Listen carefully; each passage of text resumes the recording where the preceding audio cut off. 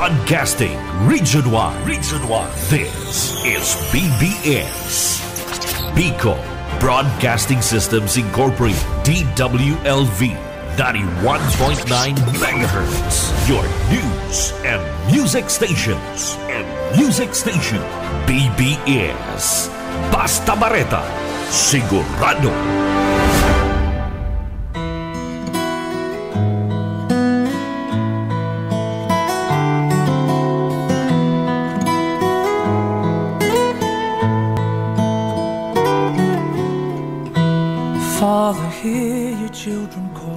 Good morning po sa mga regular nakikinig sa programang Biyaya sa Pagkaaga dito sa 91.9 BBS DWFM. Ako po si Pastor Lindo ng Naga City Church of Christ. Kasama ko po ang aking may bahay si Milin at sa technical ay kasama natin si Sir Stephen Pabis. Good morning din po sa mga Omni Pastors. So tayo muna po ay manalangin bago tayo magpasimula, bago tayo makinig ng mensahe ng ating Panginoong Jesucristo. Tayo po ay manalangin, dakilang Diyos Ama na nasa langit, kami po ay dumudulog sa iyo, nagpapakumbaba at nagpapasalamat muli sa panibagong buhay at lakas na ibinigay mo sa amin. Salamat po sa inyong patuloy na pag-iingat sa amin, lalo na sa nagdaang bagyo. Hindi mo kami pinabayaan. Maraming salamat, Lord, sa kalusugan at sa inyong pagmamahal sa amin. Napakabuti mo po, Panginoon. Sa oras na ito, dalangin ko po, Ama, na patuloy niyo kaming gabayan sa aming paghahayag ng inyong mensahe. Magbigay ka po ng bagong mensahe na nais mo sa magitan ng iyong gagamitin na lingkod. Ikaw po, Panginoon, ang nakakatalos sa bawat puso at pangangailangan ng mga tagapakinig sa radyo at FB Live. Itinataas ko rin po sa iyo, Panginoon, ang radio station na ito, ang BBS 91.9 DWLB FM, iyong pagpalain at ang pamunuan, Lord, at ang mga staff na nagtatrabaho dito, sapagkat ito po ang aking panalangin sa iyo, Ama, sa pangalan ni Jesus. Amen. Amen. Thank you. By the way, good morning rin pala sa meron tayong tinatawag na Facebook viewers dyan sa Camotes Island sa Cebu City. Si Mr. and Mrs. Lisel Nodalo at sila po ay mga Christian. At ang Camotes Island po ay sakop ng Cebu City. Merong malaking malaking isla. Meron diyan 3 bayan. Magkasunuran Camotes Island, and then Liti, and then Samar.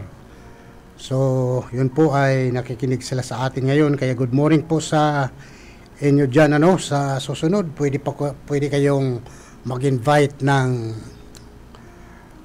tagapakinig dyan sa Camotes Island. Ang Camotes Island kasi ay mga 3 hours papuntang Cebu City. And then of course ay nais ko rin batiin yung aking mga relatives dyan sa Masbate City. Si Jobilin Liqueron, ito po ay mga mga relatives. Sabi ko sa kanya kahapon ay tingnan mo sa FB ngayong umaga. So sila po ay nakikinig ngayong umaga. And of course, dyan po sa Jinsan, General Santos City, sa Pamilyang Bakas. So isa rin sa mga viewers natin sa Facebook, kaya malalayo lang yung mga viewers ko eh. Alam mo, partner, matagal ako dyan sa Jinsan noon. At ako'y nag-aral dyan ng Bible College sa ating Masteral. At meron dyan isang malaking Bible College, parang school talaga eh. Meron isang malaking compound, kaya matagal tayo dyan. And then, good morning din kay Pastor Manny Okbian dyan sa San Fernando. Hindi ka pa ata nakatawi dito sa Naga City dahil baha pa. Sa San Fernando, of course, good morning din kay Pastor Luis Bolaños. So ngayon pong umaga, tayo po ay makikinig ng salita ng ating Panginoon na matagpuan po natin sa Genesis chapter 4 verse 8. Kaya pasensya po kayo, medyo kasi lalamunan ko eh. So, pakibasa partner sa Genesis chapter 4 verse 8. Ang sabi po dito, isang araw nilapitan ni Cain ang kanyang kapatid. Wika niya, Abel, mamasyal tayo. Sumama naman ito, ngunit pagdating sa kabukiran, pinatay niya ito. So, ito po ang kasaysayan dyan sa chapter 4 verse 8 ng Genesis. Ito po ay patungkol sa buhay ni Cain at saka si Abel. Ito pong ating talakayin ngayon mga kapatid ay ito po ay napapanahon sapagkat milyon siguro ng mga Pilipino ngayon, mamayang gabi o bukas ay mag-celebrate ng All Souls Day, araw ng mga patay o di kaya kaluluwa. Mabuti pa yung kaluluwa may kaarawan, pero yung buhay ay walang kaarawan. Ang title po natin ay Meaningful Way to Observe All Souls Day. A meaningful way to observe All Souls Day. Ibig sabihin sa Tagalog ay isang makahulugang pamamaraan sa pagtanaw o di kaya pag-alaala sa mga taong nakalipas na. So ito po ang ating talakayan ngayong umaga. Meron akong mga importanteng bagay dito. Paano nagsimula ang All Souls Day?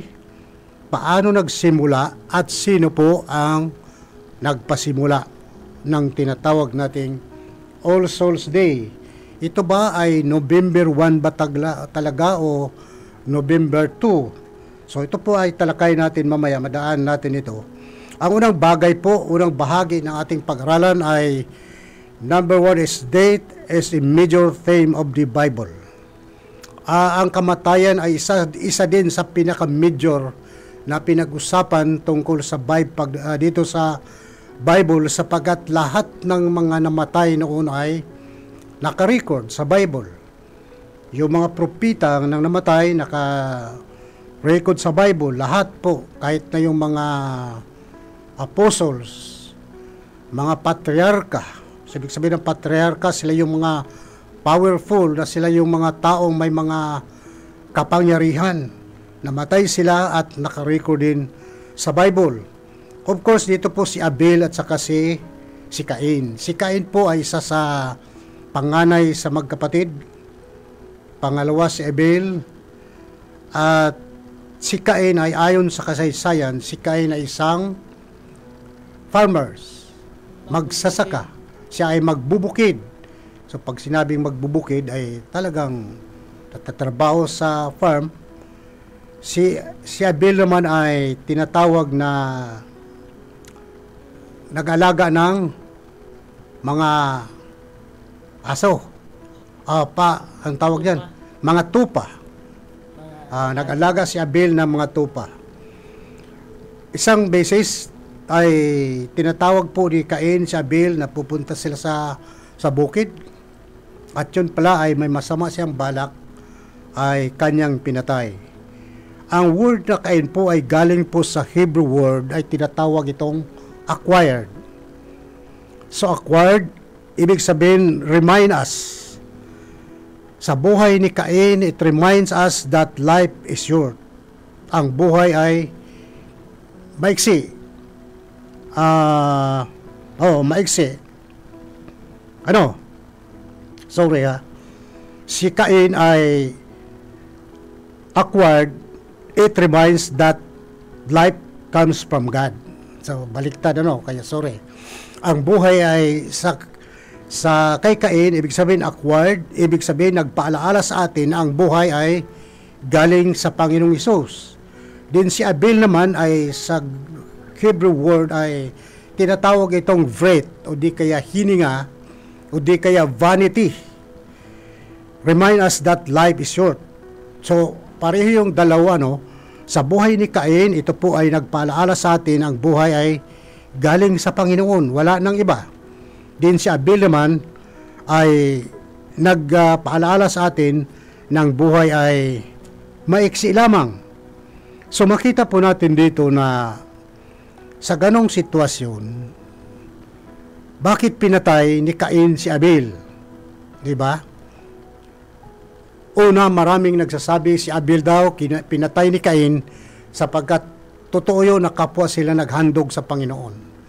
Si Cain ay naghandog sa Panginoon, si Abel ay naghandog din, pero pinatay ni Cain si Abel. Sabi ng iba, kaya daw pinatay si Abel ni Cain dahil nagsilos, dahil tinanggap yung handog ni Abel, dahil magandang bagay, samantalang kay Cain ay hindi tinanggap sapagkat hindi masyadong maayos.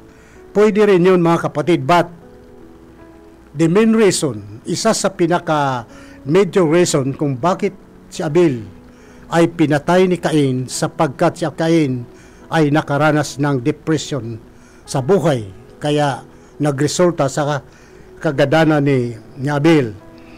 Pero pwede rin yung sabihin natin na hindi tinanggap yung kanyang handog kaya nainggit siya, okay rin yun. But tulad ng sinabi ko, ang pinaka rason kung bakit pinatay ni Cain si Abel ay dahil sa kanyang depression.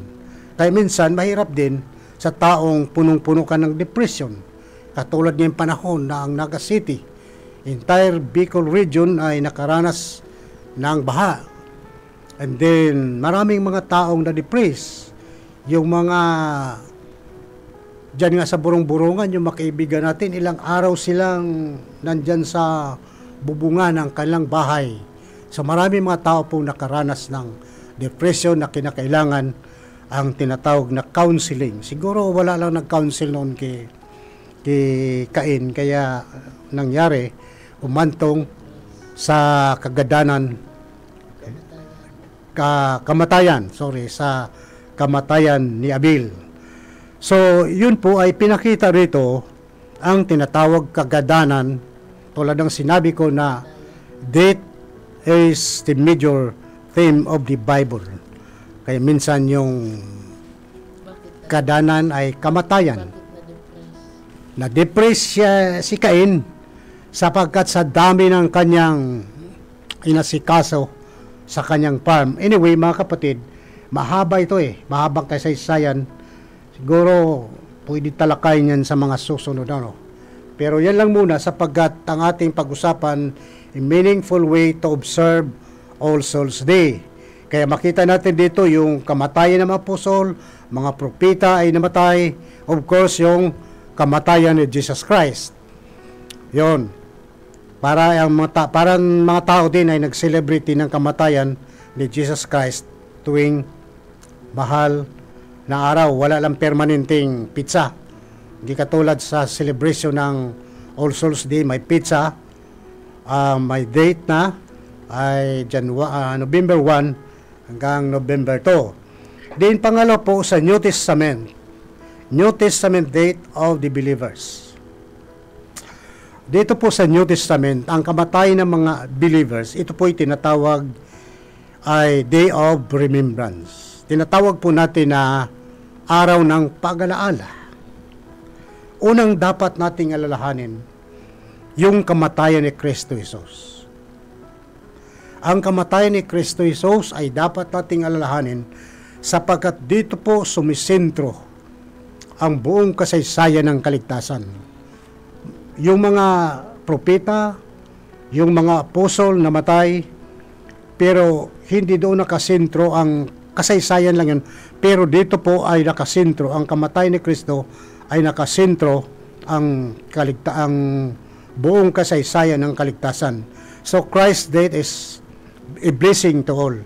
Kaya nga mga kapatid, ang kamatayan ni Kristo ay ito po isang blessing o di kaya pagpapala sa lahat ng mga Kristiyano.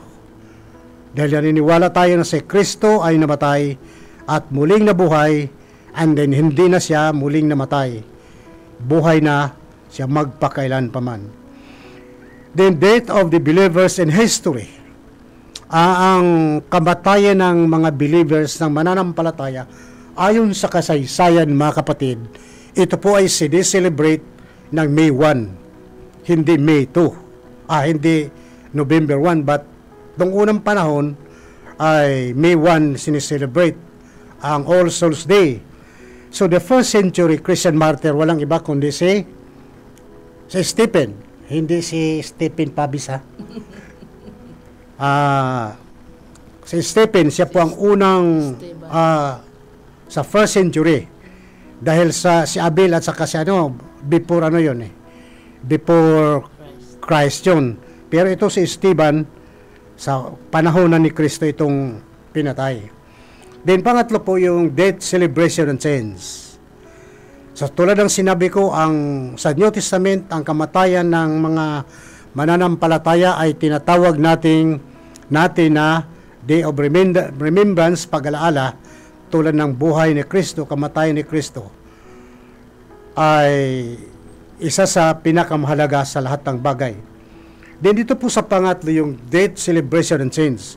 Ang pag-celebrate ng kamatayan at pagbago. Merong isang Pope sa Rome, si Pope Boniface IV. Isa siya sa Pope ng Rome noong taon 608 hanggang siya namatay. Siya ay nag-serve as a deacon sa panahon ni Pope Gregory I. At meron siyang, dahil dito, siya yung pinapalawak niya ang ganitong festival na tinatawag ng All Saints Day ng May 1. Pinapalawak niya po ito. Kaya hanggang ngayon, sabi niya, para maging mapalawak natin ito, isama natin si Mary.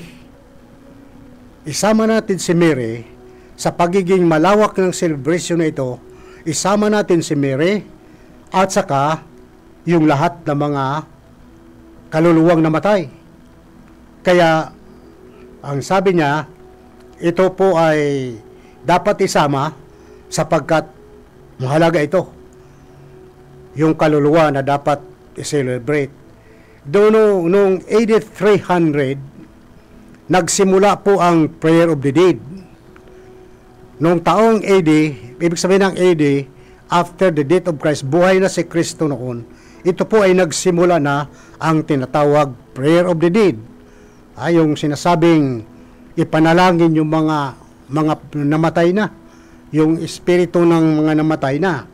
Basahin natin, partner, sa 2 Corinthians chapter 5 verse 8. Ang sabi dito, malakas nga ang loob kong iwan ang katawang ito na aking tinatahanan upang manirahan sa piling ng Panginoon. Malakas ang kanyang loob na, sabi nito, malakas ang kanyang aking loob na iwan ang katawang ito. So ano yung katawang ito? Na aking tinatahanan upang manirahan sa piling ng Panginoong Hesus. Sabi ni Pablo, malakas ang kanyang loob. So what does it mean? Ano ang ibig sabihin ng talatang ito, mga kapatid? Ibig sabihin, pag namatay na ang tao, wala na sa kanya ang kaluluwa at ang kanyang espiritu.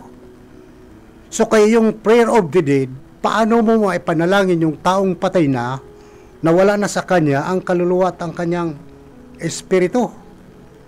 Ang mga Kristiyano, pag namatay, yung kanyang spirit ay babalik. Kahit na lahat ng espiritu babalik sa Diyos sapagkat siya po ang may-ari ng espiritu. Pag believer ka, yung souls mo at saka spirit, direct sa Panginoon. So, how about yung hindi pa believer? So, merong isang paglalagyan. So, AD 300 yun, nagsimula yung prayer of the dead. Kaya paano nga, tulad ng sabi ni Paul dito, malakas ang kanyang loob na iwan ang tahanang ito. Alin yung binanggit ni Paul? Yung ating katawan. And then, wala ka nang ipanalangin dito sa mga taong patay na sapagkat wala ng buhay. Ang taong patay na, di ba ang tao mayroong tatlong tawag niyan? So body, soul, and spirit. Kaya yung ating kaluluwa, yung ating katawan, parang kahon lang yan. Na pag inalis sa dyan, so wala nang pakinabang. Kaya ang taong patay na, kahit na anong gagawin mo, wala na talagang pakinabang yan. Then in AD 593, si Pope Gregory I, nag-introduce siya ng purgatory. Ibig sabihin, pag namatay ang taong namatay ay pupunta mo na makasalanan, hindi siya pupunta sa Panginoon, kundi siya ay pupunta muna sa purgatory. Yan. Sa paanong paraan? Ang taong nasa purgatory, makaalis lang siya sa pamamagitan ng misa. So yun, partner, dapat gusto mo yung mahal sa buhay mo makarating sa Panginoon, dapat magpamisa ka. So yun ang teaching ni Gregory I, So yun ang sinasabi niya. Ito ba ay biblical, yung word of purgatory? Hindi po ito biblical sapagkat wala tayong makitang purgatory sa Bible. Kaya dito po makita natin na ang purgatory, ito po ay sinasabi nila na temporary place. Merong dalawang tao, nabanggit ko ito noon, dalawang tao, si Aquinas at saka si Puli. Si Aquinas, ang kanyang view, ay sabi niya, ang purgatory ay hiwalay sa langit. Ngayon, habang ang tao nandoon sa purgatory, malilinis ka doon sapagkat sinasabi ang purgatory is a place of cleansing, makaalis ka lamang doon sa purgatory ito pag ikaw ay mapamisahan. Ngayon, dahil ikaw ang purgatory ay hiwalay sa langit, pag na-refine ka na, ililipat ka na, dadalhin ka na doon sa langit. Yun ang kanyang view. Ang view naman ni Puli, ang purgatory ay kakabit sa langit. Pag na-purify ka na, ilipat ka na sa pinakaminlan ng langit. So tulad ng sinabi ko, ito po ay hindi po ito biblical sapagkat ito po ay na-invento lamang.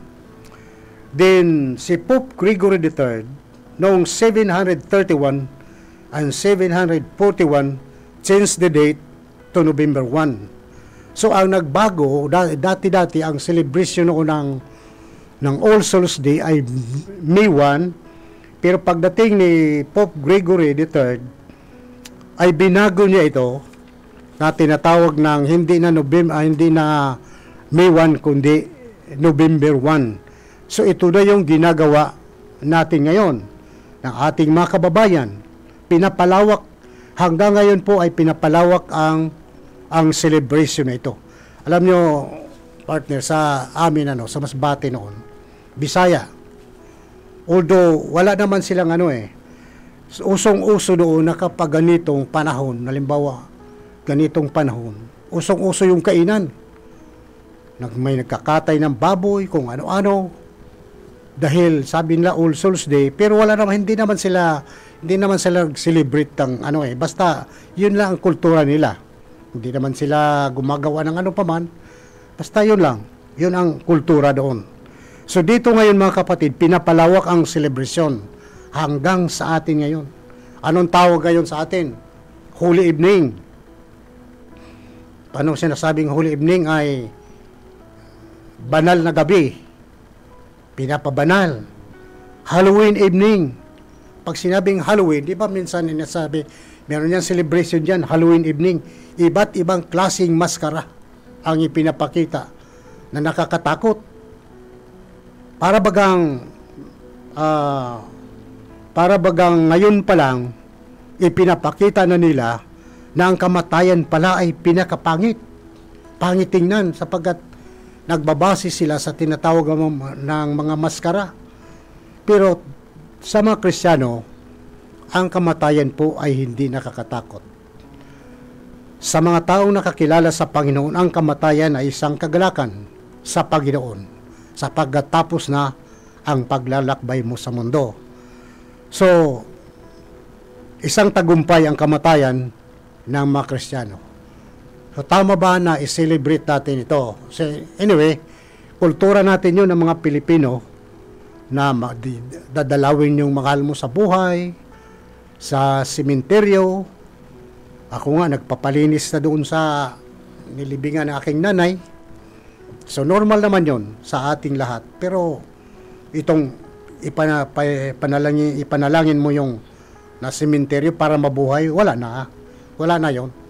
Kasi dapat ang manalangin sa Panginoon, walang iba kundi yung mga taong buhay, sapagkat hanggang ngayon yung mga taong buhay ay hindi pa natin alam, lalo na kung wala pa tayong Kristo sa buhay, hindi pa natin alam kung anong klaseng kalagayan ng ating mga kaluluwa. But isang bagay lamang nalaman ko, na kapag ang buhay natin na sa Panginoon, nakatitiyak tayo ng kaligtasan mula sa ating Panginoon. So panghuli mga kapatid, how can we observe All Souls Day in a meaningful way? Paano natin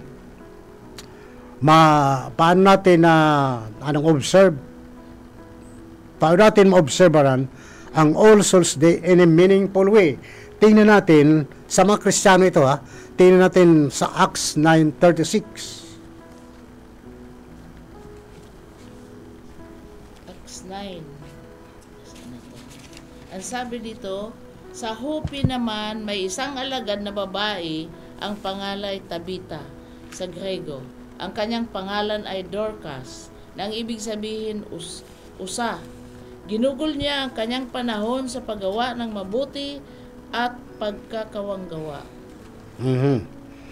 So sa mga tulad na sinabi ko dito, how can we observe All Souls Day in a meaningful way? Sa Acts chapter 9, binasa natin, sa mga unbelievers na namatay, ay inalaala yung tinatawag na mabubuting gawa. Di ba normal sa mga tao na kahit gaano kasama nung tao, pag namatay na, nag-iyakan yon. Sasabihin nila, ang bait-bait ng taong ito nung nabubuhay pa. Hindi na binabanggit ang taong ito nung nabubuhay pa ay nambubugbog ng asawa. Ganito ang ginagawa niyan. Pero tulad ng sinabi ko minsan, hintayin mo yung taong barumbado, magiging mabait yan pagpatay na, sapagkat lahat ng sinasabi ng mga tao, hindi na binabanggit kung ano yung kanyang ginagawa, kundi lahat kabutihan.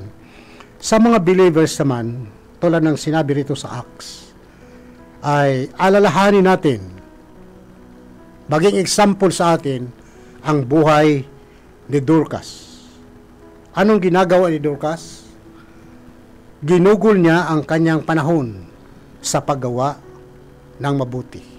Sana ito rin po ang maalaala natin, hindi lamang sa buhay ni Dorcas, kundi yung buhay ng mga apostles.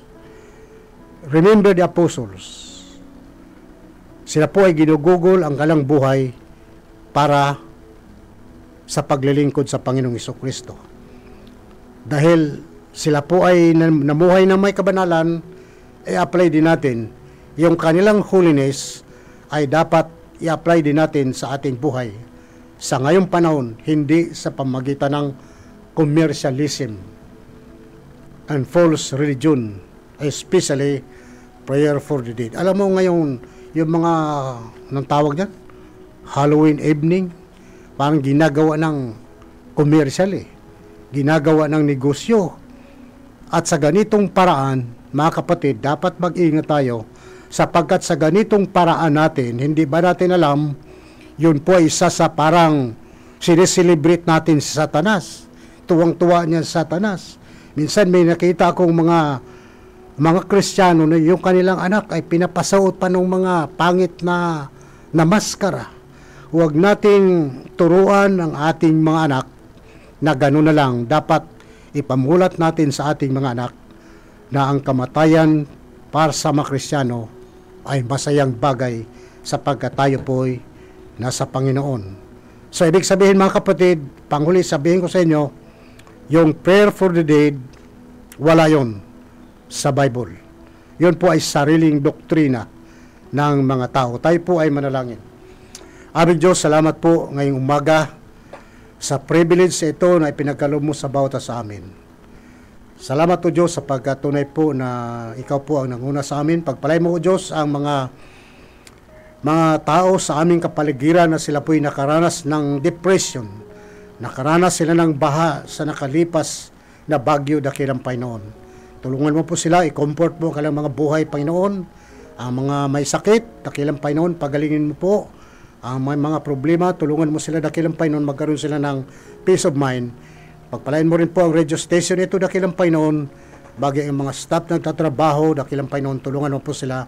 Ingatan mo po at bigyan mo po silang kalakasan sa araw-araw, Panginoon, maging ang mga Villa Puerte family, dakilang Panginoon.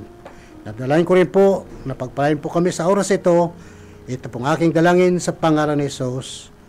Amen. Maraming salamat po. Ako muli ay si Brother Lindo at kasama ko po ang aking may bahay, si Melin.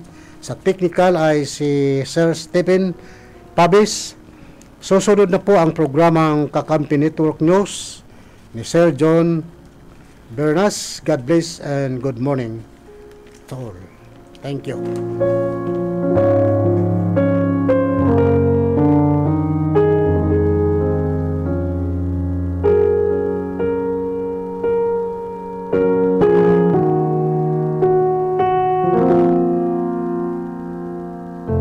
BBS